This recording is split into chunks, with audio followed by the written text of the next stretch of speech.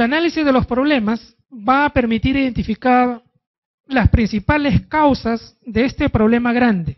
Estas principales causas de los problemas grandes van a servir para poder establecer los objetivos específicos de un plan. Aquí vemos un ejemplo. Un problema central en este ejemplo es el difícil acceso a los servicios de salud materno-infantil. Este es uno de los principales problemas identificados en este ejemplo. Entonces, este problema central, convertido en positivo o redactado de manera positiva, se convierte en el objetivo general. Como problema es el difícil acceso a los servicios. Como objetivo es mejorar el acceso a los servicios. Entonces, este problema central, como les decía, sirve para poder establecer el objetivo general. Solo tengo que modificar la redacción en una redacción de manera positiva. Y este problema central tenía dos causas principales: la baja cobertura de los servicios de salud materno-infantil y la presencia de barreras socioculturales. Estos dos problemas son las principales causas de este problema central. Estas causas principales de este problema central, redactándolo igual de manera positiva, se van a convertir en los objetivos específicos. Aquí tengo baja cobertura de los servicios de salud. Como objetivo específico será incrementar la cobertura de los servicios de salud. Aquí tengo presencia de barreras socioculturales. Como objetivo, eliminar o reducir las barreras socioculturales. Entonces, en el planeamiento operativo, insisto, primero se identifica el problema central, se hace el análisis de este problema para poder identificar las causas de este problema central. El problema central es el objetivo general. Las causas de este problema central vendrían a ser los objetivos específicos.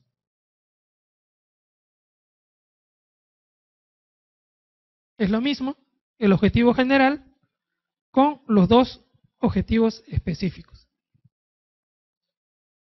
Tenemos que establecer también las metas del plan operativo. La meta no es otra cosa que la expresión cuantificable de los objetivos. Ojo que las metas no son los objetivos, ¿eh?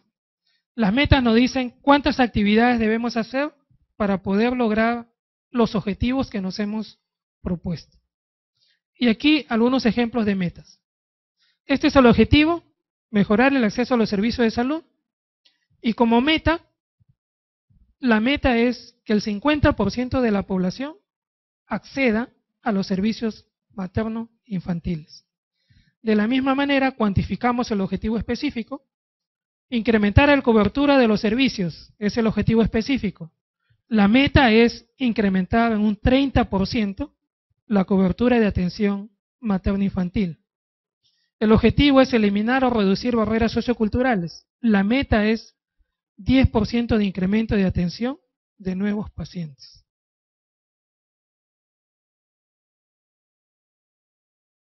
Y el quinto paso dentro del plan operativo es la programación de las actividades. Las actividades son las acciones que realiza el gerente orientadas al logro de un objetivo, ¿no? Por ejemplo, el objetivo era incrementar la participación de mercado en un 30% en los próximos 5 años. ¿Qué actividades debo de realizar para poder lograr este objetivo? Reducir los precios de las tarifas, control y reducción de costos y ampliar la gama de servicios. Si yo ejecuto estas 3 actividades, voy a lograr el objetivo que me he propuesto. Hay que identificar también los recursos necesarios para poder realizar estas actividades. Hay que identificarlos y asignarlos eficientemente para la obtención de los logros, usando el presupuesto como una técnica de planificación. Ok, hemos visto planificación estratégica, hemos visto planificación operativa. La planificación estratégica y la planificación operativa, elaborar estos planes es una de las 4 funciones de la gerencia que les había mencionado, que es la función de planeamiento. Las otras funciones, ¿cuáles son? Organización, dirección y control. Entonces vamos a ver en qué consiste la otra gran función que es muy importante, que es la función de control. Para poder cumplir con esta función de control, hay varias actividades que se tienen que realizar. Las 2 principales son las actividades de monitoreo y la actividad de supervisión. ¿Qué cosa es el monitoreo? El monitoreo es un proceso técnico-administrativo que se realiza fundamental, ojo, sobre actividades claves. Entonces, el monitoreo no se hace a las personas, el monitoreo se hace a las actividades claves. Actividades claves de corto plazo y de poca predictividad en sus resultados, lo que crea una necesidad de una observación continua para la adecuada toma de decisiones. Entonces, 2 claves en el monitoreo. Primero, que se realiza actividades. Y segundo, el monitoreo es continuo. La supervisión. La supervisión, a diferencia del monitoreo, es un proceso de enseñanza-aprendizaje. Y como es un proceso de enseñanza-aprendizaje, obviamente se tiene que realizar a las personas. La supervisión no es punitiva, como usualmente se hace. En la supervisión, el supervisado y el supervisor deben de tener o deben de mantenerse al mismo nivel. O sea, no debe ser, bueno, yo como supervisor, yo soy el que sé más, yo soy el que manda, yo soy el correno, no. Supervisor y supervisado deben mantenerse al mismo nivel. La otra actividad que se utiliza para hacer el control es la evaluación, ¿no? Y dentro de esta evaluación también hay múltiples maneras de hacer evaluación. Nosotros vamos a tocar específicamente una de las tantas formas de hacer evaluación que lo vamos a ver más adelante. Y la otra actividad que se realiza para cumplir con esta función de control es la auditoría. Son las 4 actividades claves para cumplir con la función de control: monitoreo, supervisión, evaluación y auditorías. Algunos consideran como una quinta actividad dentro de esta función de control la fiscalización.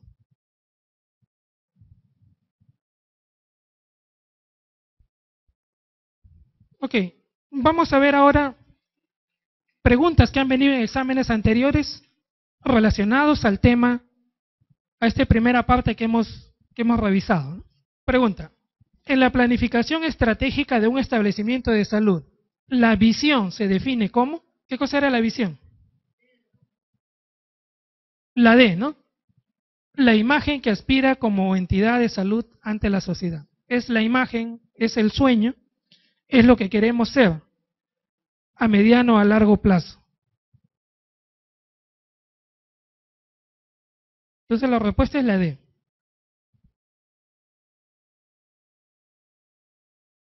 ¿Cuál es el concepto que caracteriza mejor el proceso de gerencia estratégica en salud? Buena dirección preocupada por la organización, el hacer bien las cosas, eficientista basado solo en la productividad, adaptarse a situaciones cambiantes o supervisión de tipo funcional. Planificación estratégica es igual a adaptarse a situaciones cambiantes. La respuesta es la D.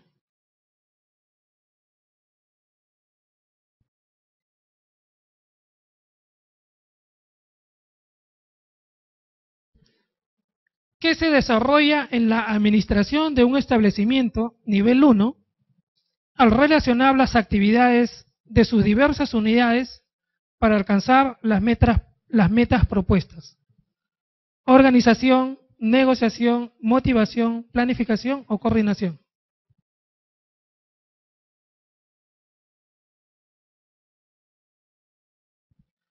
De las 5 alternativas, ¿cuál no es una función de la gerencia? ¿Cuál no es función?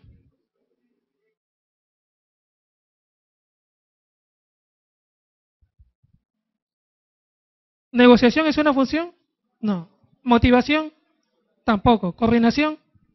Tampoco. Entonces solo hay dos alternativas, ¿no? Organización o planificación. ¿Por qué la organización?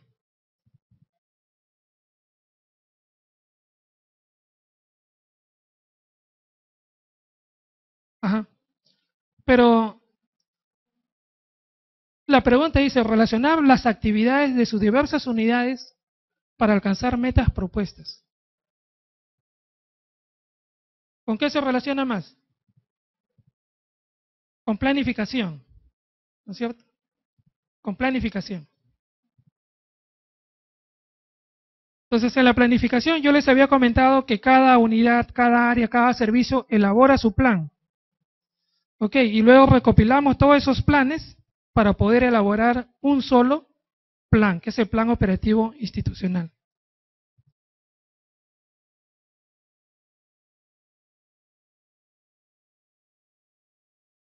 Entonces, en esta pregunta, conociendo nada más cuáles son las funciones de manera general, las funciones de la gerencia, descartan tres alternativas, ¿no? Negociación, motivación y coordinación. Solo se quedarían con dos. En el puesto de salud de Yuramarca ha sido designado un médico. El personal anterior era técnico. El médico necesita desarrollar sus funciones gerenciales. ¿Cuál sería la primera actividad a realizar?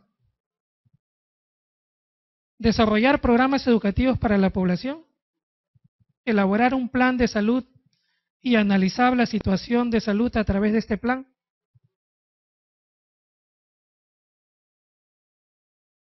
Es al revés, ¿no es cierto? Primero es el análisis de situación. Realizar un diagnóstico de las enfermedades más frecuentes, solicitar más personal porque con el que cuenta no es suficiente, o elaborar el análisis de la situación de salud local. La respuesta es la E, ¿no? O sea, lo primero que van a hacer ustedes cuando lleguen a su establecimiento es su ASIS. Si no está hecho, lo tienen que realizar.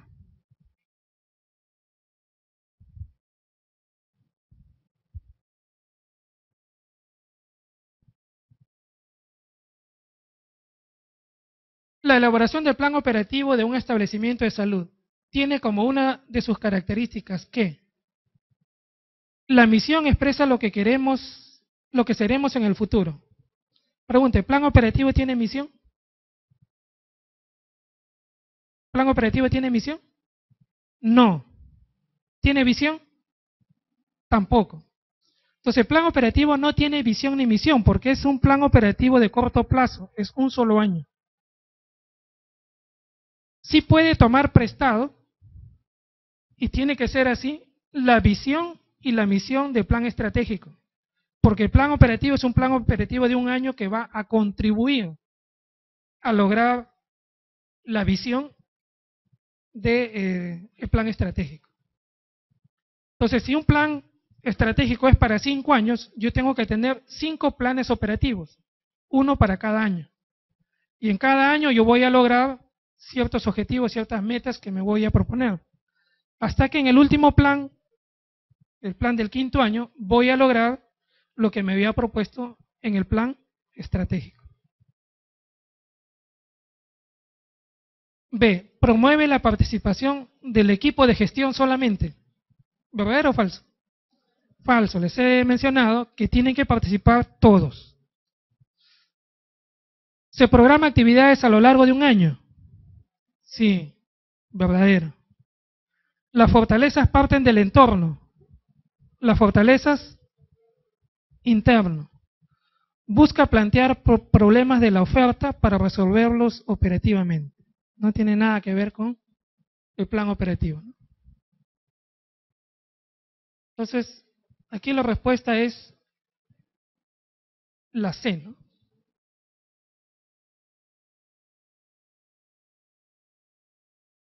En la planificación en salud, una de las acciones a realizar durante la etapa de programación es definición de actividades, ¿sí o no? Puede ser. Descripción de la población, no. Administración de las acciones y recursos, en la etapa de programación.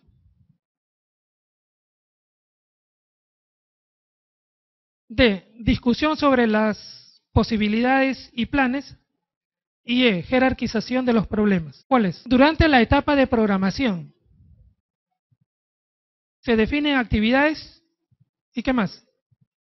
Recursos, ¿no? Entonces, aquí hay un problema con la clave, que aquí han puesto la E. Sí. Pero la E no es la respuesta correcta, ¿no? Porque están hablando de la etapa de programación. En la etapa de programación, lo que tiene que hacerse es definirse actividades. Actividades, recursos humanos y financieros. El Centro de Salud San Francisco fue creado por influencia política y está ubicado en una urbanización residencial a 3 cuadras del Centro de Salud de San Antonio. Tiene una baja productividad por escasa demanda. El rendimiento de horas médico es bajo. Los recursos materiales están almacenados. ¿A qué función de la administración le corresponden estos problemas? Primero, ¿es planificación? No, no tiene nada que ver con planificación. ¿Es organización? Tampoco. ¿Es dirección? ¿Es un problema de dirección? ¿O es un problema de control? Es un problema de control. ¿Por qué de control? ¿Cómo se enteran ustedes de todos esos problemas? ¿Qué tienen que hacer? Encuesta, supervisión, observación directa, etc. Eso es función de control.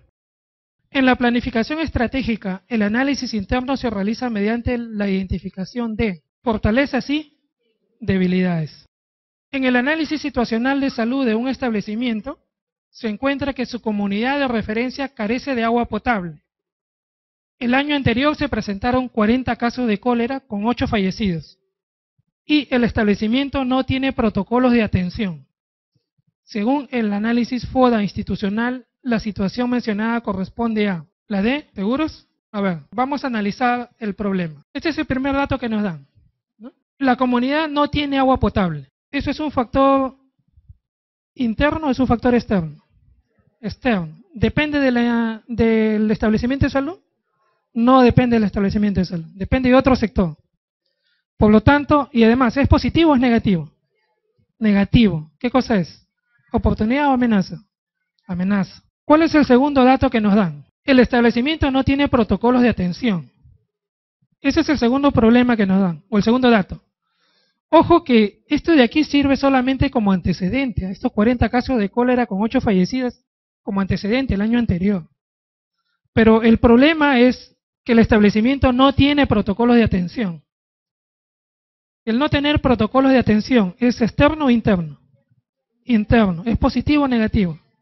Negativo. Por lo tanto, es una debilidad. La respuesta es la D, ¿no? Amenazas y debilidades. La supervisión en salud es una actividad fundamentalmente de naturaleza punitiva, capacitadora, conductora, controladora o fiscalizadora. La B, ¿no? Capacitadora. ¿Cuál es la utilidad de la supervisión? Primero, capacitar para mejorar el desempeño. O sea, la supervisión no es para decirte las cosas malas que estás haciendo, sino es para capacitarte, para mejorar el desempeño del personal. Segundo, sirve para motivar al trabajador, no es para desmotivarlo, sino todo lo contrario, para motivarlo. Sirve para mejorar la calidad técnica y la satisfacción del usuario, para retroalimentar al equipo de trabajo el proceso de ejecución de las actividades y para reorientar a tiempo la ejecución de actividades en el caso que fuera necesario. Entonces, por ningún lado figura de que es punitiva o es fiscalizadora o controladora. La supervisión es capacitadora. Ok, pasamos al siguiente tema, que es evaluación de programas. Evaluación de programas. Les había comentado que ustedes de todas maneras van a participar en la evaluación de los programas cuando vayan a hacer su serón. Y para hacer la evaluación de programas hay diferentes metodologías. La más utilizada es la evaluación sistémica.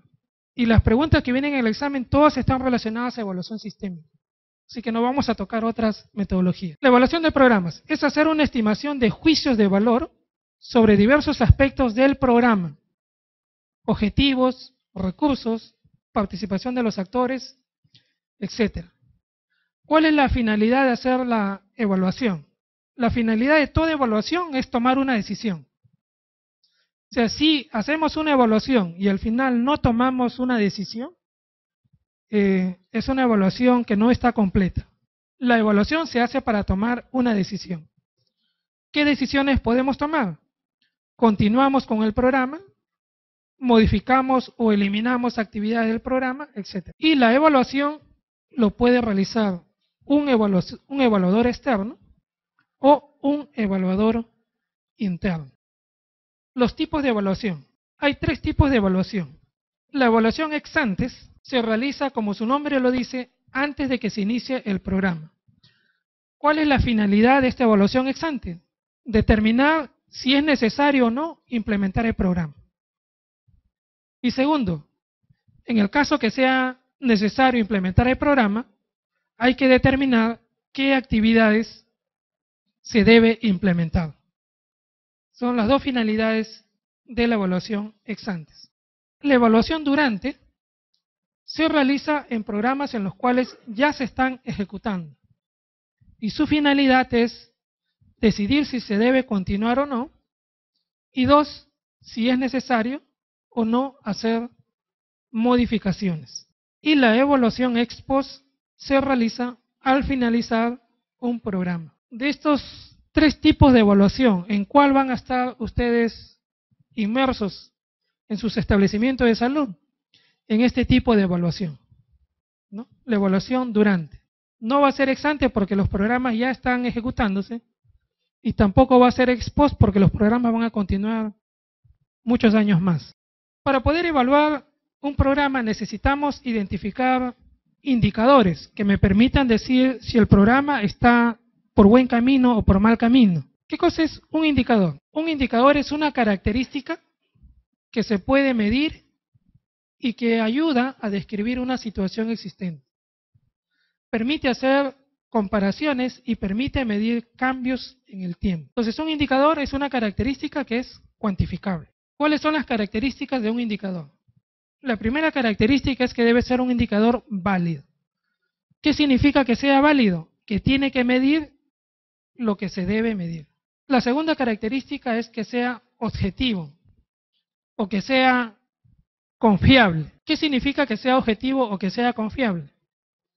Significa que ese indicador, si otras personas realizan la medición de ese indicador, siempre van a encontrar el mismo resultado. La confiabilidad está relacionada con la repetibilidad.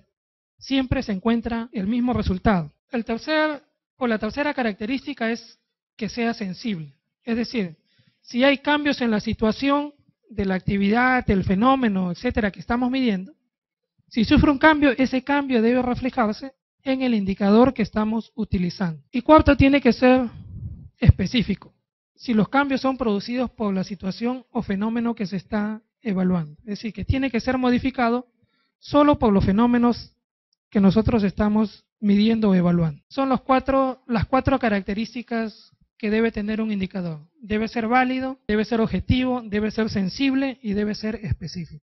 Como les decía, ustedes van a participar en la evaluación durante, ¿no? Y en esta evaluación durante, la metodología más utilizada es la evaluación sistémica. ¿En qué consiste la evaluación sistémica? En establecer en un programa cuál es la estructura del programa, cuáles son sus procesos, cuáles son sus resultados y cuál es el impacto. ¿Qué indicadores se utiliza para cada uno de estos ítems? Para evaluar estructura hay que determinar accesibilidad y disponibilidad como indicadores. Para procesos, número de actividades, productividad, rendimiento, uso, utilización, calidad. Para indicadores de resultados, cobertura, eficacia y eficiencia. Y para indicadores de impacto, todas las tasas y la efectividad. Entonces, es necesario que ustedes se aprendan este esquema, porque solo memorizando este esquema, ustedes fácilmente van a poder diferenciar alternativas o descartar alternativas en las preguntas que le pueden venir en el examen. Indicadores de estructura, siempre hay que tener presente en mente cuáles son los indicadores de estructuras: accesibilidad y disponibilidad. Indicadores de proceso, indicadores de resultados, donde hay un poco de dificultades en cómo diferenciar indicadores de resultados de indicadores de impacto. Es bastante sencillo diferenciarlos. Los indicadores de resultados son indicadores que se dan en el lapso de un año. Entonces, cobertura, eficacia, eficiencia, eso lo medimos en un año. En cambio, los indicadores de impacto son indicadores que se miden usualmente en el largo plazo. ¿Por qué? Porque las tasas no se modifican de un año para otro. Las tasas se modifican después de varios años. La efectividad también no se puede medir de un año para otro. La efectividad se mide comparando varios años. Entonces, ¿cómo lo diferenciamos? Primero por el tiempo, ¿no? Los resultados se miden en el año. Los indicadores de impacto se miden usualmente en el a largo plazo. La otra forma como se diferencia es que los indicadores de impacto son los resultados, pero en la población en la cual se está ejecutando el programa. Entonces, todos los resultados en la población, que usualmente se da después de varios años, se considera como indicadores de impacto.